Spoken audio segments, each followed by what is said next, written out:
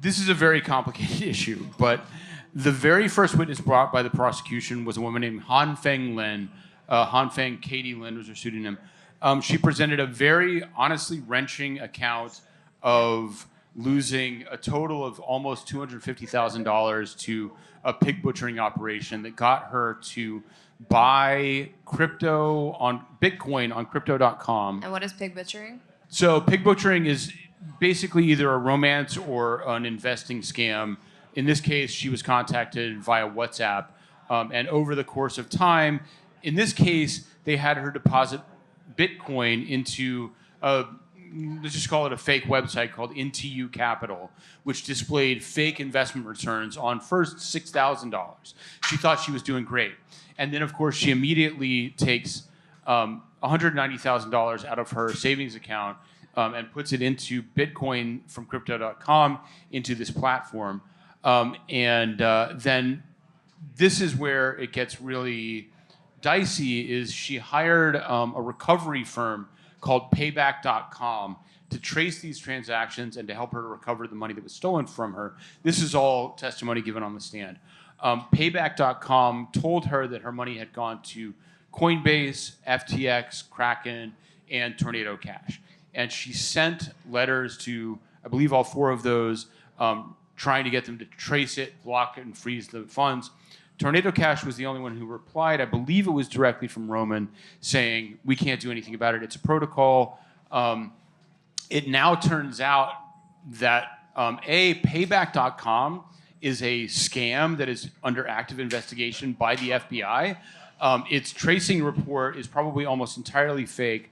Paul Grewal from Coinbase has come out publicly to say that there's no evidence that any of those funds wound up on Coinbase, which is already in the record.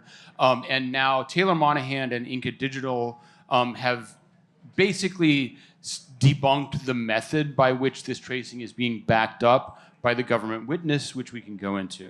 That's the short background. Yeah, and as this short is as I can get it. important because this first witness it's a question of relevance. Is this witness relevant to the trial? And I think that is a very important piece. The relevance, just so we haven't, I don't think we've connected that dot fully. The relevance is that there were some questions about whether or not the first witness, again, who told a very gut-wrenching story. It was like very sad to walk out of the courtroom after, that was the second day of trial, after listening to her get scammed out of this money, her life savings essentially.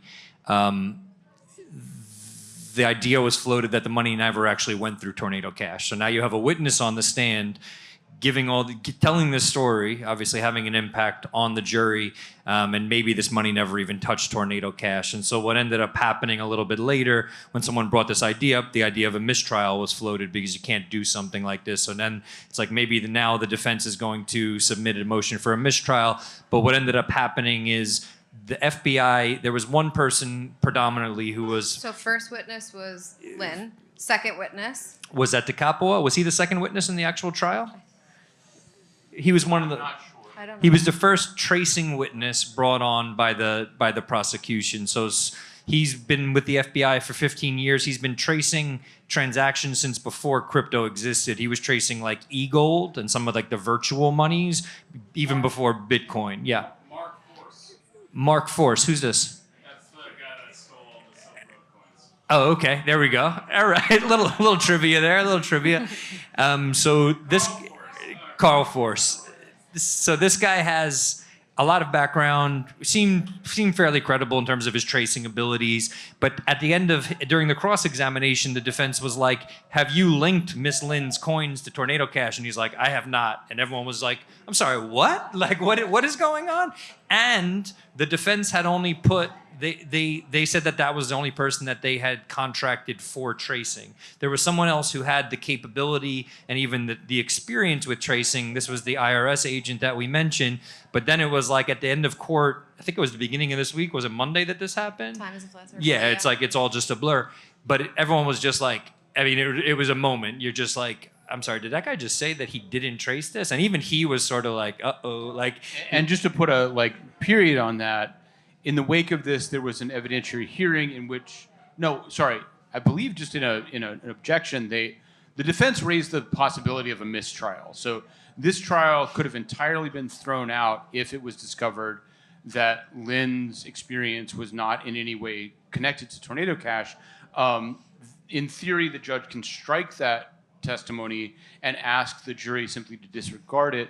But at a certain point, a jury could be tainted by that kind of, especially very emotional and personal testimony. So there was a very real risk of a mistrial under those circumstances. And Which means throwing out the entire thing and starting over from scratch. and to potentially starting over, sometimes just throwing it out, right? If I'm not mistaken, yeah. So If they choose not to pursue it, yeah. yeah. So then it came down to the second person with tracing capabilities just finished his testimony this morning, if I'm not mistaken. I actually didn't get there. I literally just couldn't do another full day in court. I needed the morning off. So the IRS agent, I watched his testimony and cross-examination yesterday. Generally speaking, it seemed like he didn't claim that he had 100% said, like, yes, I know for sure that this money was taken from Miss Lynn's Crypto.com account and put through Tornado Cash. And at that, he only said it was about 47,000 worth of ETH based, from the 149 that actually left her account.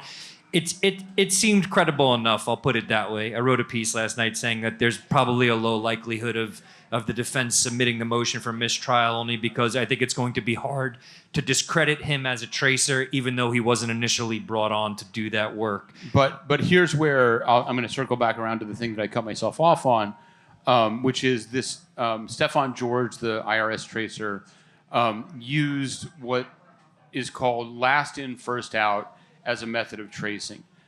This is not a method of tracing. It's a method for tax accounting. It is in a few cases used for tracing in conventional money laundering cases between banks, because you actually have identifying information. But in any situation where there is not like an attribution of ownership for every single jump in a chain, this method is illegitimate. And in fact, on cross-examination, Carrie Axel elicited from this witness, she asked, I'm not exactly quoting, but it's fairly close. This does not show that the hacker sent this money through Tornado Cash, does it? His reply was, no, absolutely.